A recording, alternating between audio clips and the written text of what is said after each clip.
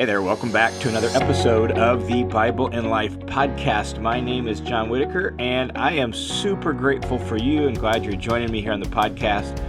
The aim of the Bible in Life is to provide what I call blue jeans theology, and by that I mean Bible teaching, theology that is just expressed in the language of everyday life, rooted in everyday life, connected to everyday life, with the whole goal to help you and me and whoever would listen to these podcasts really follow Jesus right in the midst of our everyday life. And so that's what we're all about here on the Bible in Life podcast. And that's why I'm excited that you're here, because there's nothing more important, nothing greater than following Jesus and abiding in his word so that we would know him and we would be like him in this world. And so, glad you're here. Thanks for joining me on this particular episode. And before we jump into this episode, I just want to say a special thanks to those of you who make this ministry possible. This whole ministry is funded by the generosity of people that see the vision of it, value what's going on, and so thanks a ton to those of you who support the Bible in Life, support the listener's commentary, and all that goes with it. May the Lord bless you for your generosity, and if you've been blessed in some way by the Bible in Life podcast and feel prompted to join the team of supporters, there is a link down in the notes below where you can set up a one-time or a monthly donation. All right, over the last few weeks, we have been in a series where we're just looking at what does it look like to live a Jesus-centered life? What does that mean? And we've been exploring various components of what that means. And in this particular episode, I want to focus on our life's pursuits, our life's goals, our life's ambitions. And we all have them. We all have various goals or pursuits of some sort. And they start when we're young and they really continue through our adult life, and they can morph and they can change over time. And maybe when we're young, you know, it's to go to college so that we can get a degree, or maybe we're just super athletic. We're into sports, and maybe your life's goal when you were young was you wanted to get a scholarship to a college so you could play sports at some college, and you knew maybe it wouldn't go beyond college, but you just loved it and you wanted to play, and so you know, and that was your goal, and you worked super hard at your craft of whatever sport it was, and or maybe after college, right, you started your career and your goal was to work up through this company and, you know, in some sort of way become a senior partner in the company, or you climb the corporate ladder, or maybe your goal was simply to be a stay-at-home mom, and you wanted nothing more than to be able to pour into the life of your kids as a stay-at-home mom, and you and your husband have worked hard to make that possible. Or maybe your goal was to have, to be a teacher, or whatever it is, right? Like, we have all these different life pursuits, life goals, and they adjust and they change over the course of our life. And we might even have some things that are just dreams, that if everything worked out just right, right, this is what we would really want from life. And we all have these kinds of things. Now, here's why I bring this up, is because in a Jesus-centered life, all these different aims and pursuits and goals are actually united together by one central goal, one hub goal, one central pursuit that actually shapes and governs and influences all the other pursuits. It influences how we're going to pursue those pursuits. It's going to influence how we carry out those pursuits and why we do it. In a Jesus-centered life, there is one overarching life goal, one overarching aim of life. And what is that?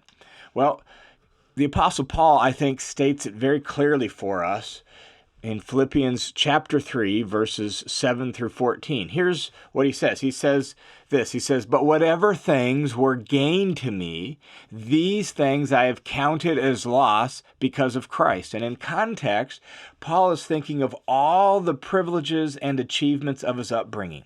He grew up, from his perspective, in a privileged environment. He grew up as a Hebrew of Hebrews, he says. He grew up in a family that was devoutly Jewish, taught him the scriptures, worked hard to help him learn how to obey the scriptures. He grew up in a fully Jewish home with all sorts of privileges and achievements. And as he got older, the achievements came in with his schooling and how devoted he was to learning the Torah and studying under a rabbi. And so he grew up with all these privileges and achievements from his upbringing. And as you look back over your life, and I look back over my life, our upbringing provides us with both obstacles and opportunities, right? All of us have them. And there's certain things that are gains to our upbringing, where we grew up, who raised us, what opportunities came about as a result of where we grew up. And so maybe your upbringing brought a lot of obstacles, maybe it brought a lot of opportunities. Paul is looking back at his, and what he sees are just privileges and achievements, opportunities left and right because of his faithful, devout Jewish upbringing. But what he says here is, whatever things were gained to me, all those privileges, all those achievements, all the things that I put in the gain column of life, asset column of life, now that he's met Jesus, he says, I've counted all those things lost. Now that I've come to know Jesus and I've walked with him, I met him, all those things that were in the gain or asset column, I've moved over to the liability column of life. I've counted them as lost for the sake of Jesus. And then he goes on in verse 8 and he says, more than that, I count all things to be lost in view of the surpassing value of knowing Christ Jesus my Lord, for whom I've suffered the loss of all things and count them mere rubbish. And so not just his opportunities and his successes and all that came about because of his upbringing, but everything, anything else in life that you might think would be a gain, that you might think would be this is what I have to have. Oh man, if my whole life worked out, this is what I want more than anything else, right? Doesn't matter what it is. He says, I count all things to be lost in view of the surpassing value of knowing Christ Jesus my Lord. Compared to knowing Jesus, he says, anything else in life is actually a loss. There's no comparison. Doesn't mean it's all a bad thing.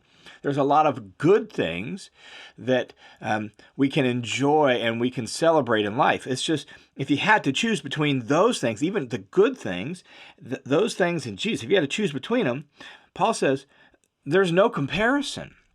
There's no comparison. The value of Jesus is so much greater, so much higher, so much more incredible that anything compared with that is like a loss. One of the ways I like to illustrate that is, what if you had, say, a suitcase full of $1 million? And it's like, you've got all of this. I mean, that's a lot of money, $1 million. Who wouldn't want that, right? And yet, somebody comes along and offers you a suitcase with $1 billion, $5 billion. It's like, there's no comparison. All you have to do to get the $1 billion is just hand over the $1 million. Would you do it? Well, yeah, of course. There's no comparison. And for Paul, that's the way he views knowing Jesus. So whatever it is in life, whatever good things, great things, things that would have been worthy things in his life, he said there's just no comparison to them and the surpassing value of knowing, living in union with and relationship with Jesus Christ my Lord. And then he says, for himself, for whom I have suffered the loss of all things and count them as rubbish, right? Like Paul says that in his own life, like he actually has lost an awful lot for the sake of Jesus. And he did. He lost his social group, his upbringing. He's been kicked out of the synagogue. He's had physical suffering and difficulty, right? Like, I've suffered the loss of all things, and I count them but rubbish. And I've mentioned that word in several places on other podcasts where I've talked about this passage when I studied Philippians 3 on the listener's commentary, but that word rubbish is just a fun word, skubala in Greek, and it's the idea of worthless filth. It's rottenness, like the grapes that fall from the vine at the end of the season never get picked up and turn into that kind of slimy mush underneath the grapevine at the end of the season, food that gets forgotten in the back of the refrigerator in the Tupperware container, right? And it's stuck in the refrigerator for weeks or months, and all of a sudden you find it's like you don't even want to open the container. You're just going to throw the whole thing away because it's so nasty. That's what he says. He says that when he looks at everything he's lost in life for the sake of Jesus, it's like it's no big deal because it's all worthless filth compared to the true treasure that Jesus is. Now, what's the purpose of counting all things as lost? What's the aim or the goal of that? Well, he goes on and he says this. He says, I've counted them all as rubbish so that I might gain Christ. That's what he wants more than anything else. I want to gain Christ. I'm willing to give up everything else for the simple fact that I should gain Christ. That's the goal. That's the purpose of counting everything as loss. I want to gain Christ and be found in him, not having a righteousness of my own derived from the law, derived from keeping the Torah that comes out of that covenant, but I want to have a righteousness that is through faith in Christ, the righteousness which comes from God on the basis of faith. So not my own righteousness, but a God-given righteousness, and that God-given righteousness comes on the basis of faith, specifically faith in Christ, that I might know him and the power of his resurrection, and the fellowship of his sufferings, being conformed to his death, so that somehow I may attain to the resurrection from the dead. That's the aim. That's the goal, that I might gain Christ, that I might know Christ. And he says when I might know him, I might know the power of his resurrection at work in my life now, that life or death works in us, Paul says in Corinthians, so that life might work in you. He wants to know this in his own life, and the fellowship even of his sufferings, the partnership with the sufferings, so that his life could be shaped around Jesus' self-sacrificial, self-giving death, where he lays down his life for others, with the hope that someday, some way, he will attain to the resurrection from the dead. So what's the goal? What's the purpose of counting all things in life? What's the great ambition for Paul? Well, he wants to gain Christ, be found in Christ. He wants to have righteousness through Christ. He wants to simply know Christ. Paul's goal is being so united with Jesus that he even partners with him in sufferings and is shaped around his death. His life is, in his thinking, this is his aim. He wants to be united with Jesus, intertwined with Jesus, joined and connected and mingled together with Jesus, Christ in me and me in him, so that our lives are caught up together. For Paul, that's the whole aim of his life, and that's what he's actually modeling for you and for me, is that the whole aim of our life is to live in deep, deep union with Jesus. That's everything that Paul pursues. In fact, he goes on, he says in verse 12, not that I've already grasped it all. I'm pursuing all of this. I'm running after all this. This is what I want my life to be all about. I haven't totally arrived yet. Not that I've already grasped it all or have already become perfect, but he says, I press on. I press on so that I may take hold of that for which I was even taken hold of by Christ. So he says, I press on so that this very reason that Christ took hold of me so that I could know him and live in union with him, have my life shaped according to his self-sacrificial love. That's why Christ took hold of me, and I am pursuing that with everything I have. I'm pressing on so that I could take hold of that as well, more fully and more completely. By virtue of his example, Paul shows us not to think that we have arrived or we've gotten everything that Jesus has for us yet. We won't have all of Jesus and all Jesus has for us until the resurrection. And Paul believes that, and Paul wants us to believe that. But we don't give up.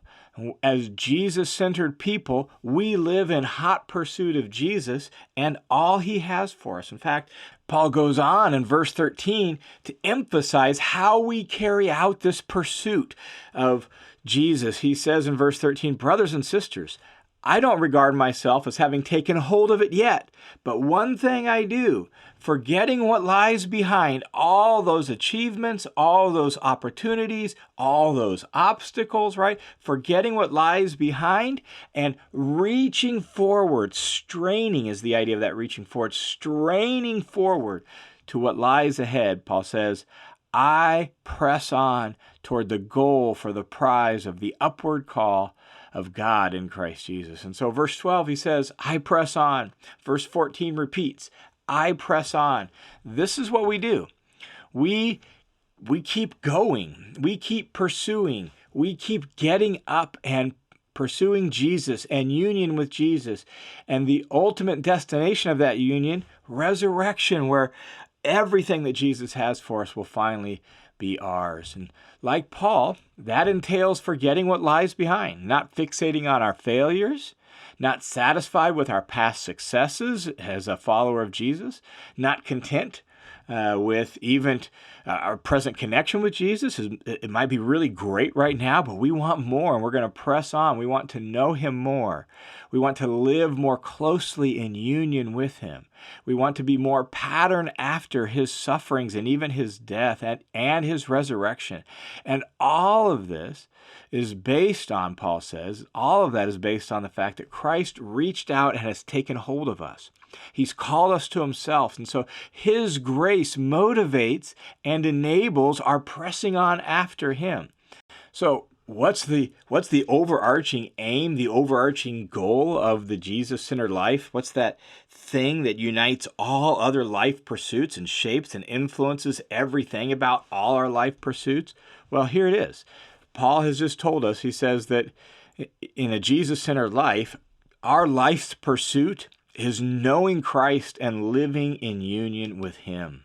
That's the goal. That's the great aim of life, and that shapes all other aims. Why do we do what we do? Well, we do it as a means of pursuing Jesus and embodying Jesus right where we live. How do we do our other goals or aims, and how do we pursue those aims? Well, we do those as expressions of this great aim of knowing Jesus. And so now everything is connected to and influenced by and shaped by this one great overarching aim, which is to know Jesus and to live in union with him and to have our life pattern around his life and his death and his resurrection. That's our goal, to live in deep, intimate union with Jesus. So here's my encouragement to you, and really to me, is maybe this week, as you seek to live a more Jesus-centered life, maybe read through this text, Philippians 3, 7 through 14. Read through it, meditate on it, study and stare at Paul's example, and then look at your life and ask yourself this question. If my life's goal was to live in deep union with Jesus and to know him in everything I already have to do, right where I'm at. So if my life's goal was to know him in the midst of my everyday life, how would that transform what I do and the way I do it? If my life's goal was to know Jesus and live in union with him, how would that affect and shape everything you do in life, right? Like that's the question that grows out of what Paul writes for us here. Is it would filter what we choose to do, and it would also filter the way we do what we have to do. And so perhaps this week, just carve out some space prayerfully to reflect on this text, reflect on this theme, and ask yourself the question, if my life's goal is to know Jesus and live in union with him, how does that transform everything that I have to do in life? All right, thanks for tuning in to this episode of the Bible and Life podcast. I pray that you have a wonderful week in Jesus. I pray that you continue to press on after him, to know him and to live in union with him. I hope you have a wonderful week in Jesus. I look forward to talking to you again next week.